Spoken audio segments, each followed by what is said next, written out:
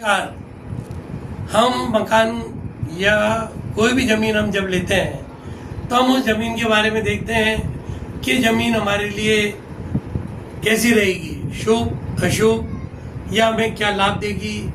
इसके बारे में हम थोड़ा विचार करते हैं। इसके बारे में मैं आपको जो किताबों में लिखा हुआ है, गणनाएं बताई हुई है, उसके आधार पर मैं बताने जा रहा हूँ। आदमी 3 हाथ जितना गहरा खड्डा खोदे, 3 हाथ गहरा खड्डा खोदने के बाद मिट्टी का रंग बदलना चाहिए।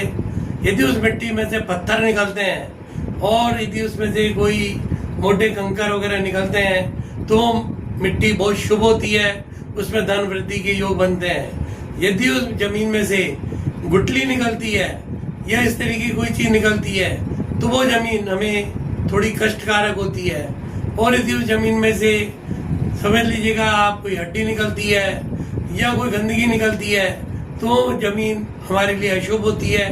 इसको देखते हुए हमें जमीन को समझना चाहिए और जमीन के प्रारूप को देखते हुए हमें काम करना चाहिए।